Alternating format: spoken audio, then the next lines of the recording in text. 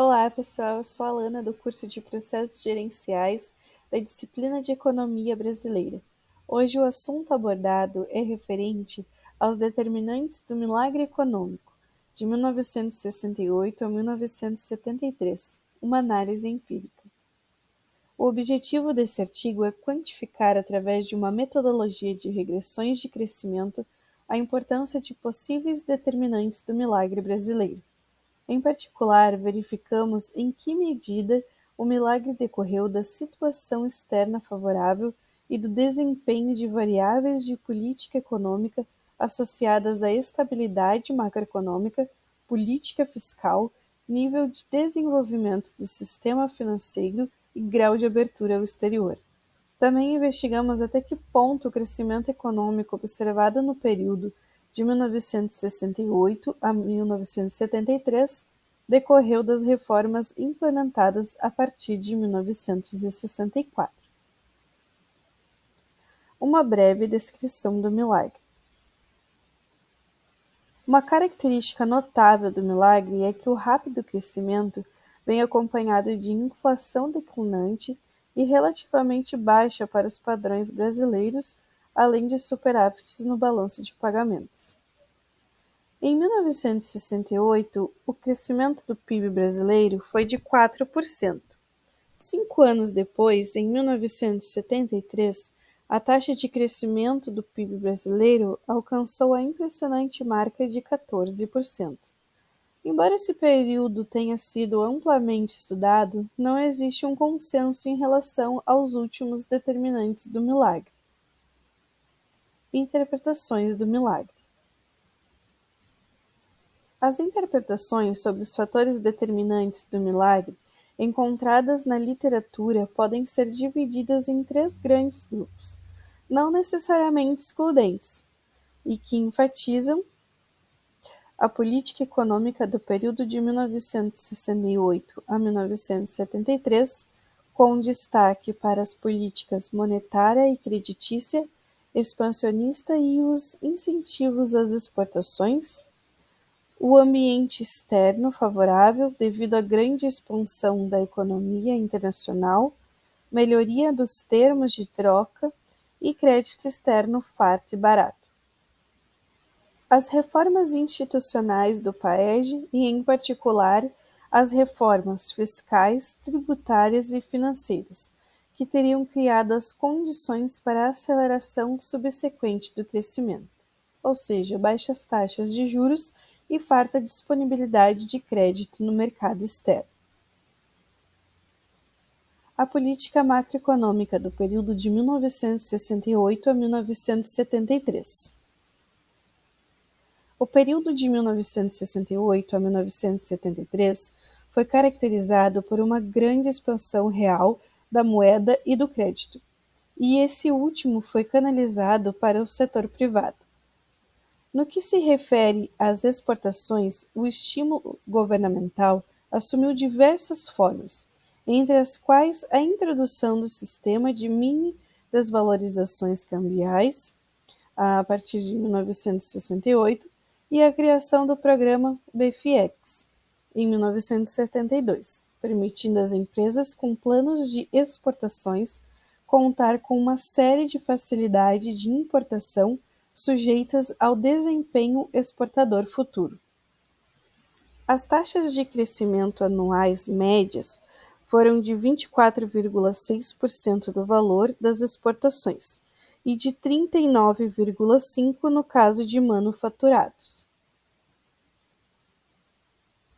Paralelamente, devido ao forte ritmo de expansão do comércio internacional, os preços das commodities no mercado mundial também se elevaram consideravelmente. No período de 1970 a 1973, o preço médio dos produtos primários elevou-se a uma taxa anual de 14,3%, enquanto a inflação internacional, medida pelo deflator implícito do PIB dos países da Organização para a Cooperação e Desenvolvimento Econômico, foi de apenas 6% ao ano, beneficiando assim os exportadores dessas mercadorias, como o Brasil, através da melhoria de suas relações de troca. As reformas do PAEG. Diversos autores reconheceram a importância das reformas institucionais promovidas pelo PAEG. A visão dos principais formuladores do PAEG serve como ponto de partida para Simões e Campos. As reformas implementadas no período de 1964 a 1967 tinham como objetivo remover 5 grandes falhas institucionais: a fixação da moeda estável na legislação econômica, a desordem tributária, a propensão ao déficit orçamentário, as lacunas do sistema financeiro e os focos de atrito criados pela legislação trabalhista. Metodologia econométrica e a descrição das variáveis. A abordagem empírica que utilizaremos para analisar os determinantes do milagre baseia-se em uma versão ampliada do modelo neoclássico de crescimento. O modelo prevê convergência condicional da renda per capita, ou seja, uma vez que se controle para as variáveis que determinam o nível da renda per capita no estado estacionário. Países mais pobres tendem a crescer mais rapidamente que países mais ricos. Quanto maior essa distância em relação ao potencial de longo prazo, portanto, maior a taxa de crescimento da economia durante o período de transição. Em resumo, os resultados indicam que o melhor desempenho das variáveis de política econômica e a conjuntura externa favorável, associada à grande expansão da economia mundial no período de 1968 a 1973, contribuíram em conjunto com, no máximo, 1/4 da aceleração de crescimento no referido período, comparativamente ao período de 1962 a 1967. As demais variáveis explicam uma pequena parcela da variação do crescimento, de modo que grande parte dessa variação não se aplica pelas variáveis incluídas na especificação econométrica. Parte do chamado milagre brasileiro dos últimos anos deve ser creditada aos sacrifícios estabelecidos durante a administração de Castelo Branco. Contudo, esse esforço de restauração era condição necessária, mas não suficiente para que o país viesse a crescer a taxas aceleradas a partir de 1968. Saber colher é também uma arte, e os responsáveis pela política econômica nos últimos anos vêm revelando extraordinária maestria na técnica de impulsionar o crescimento do produto real, sem agravar tensões inflacionárias e de balanços de pagamento.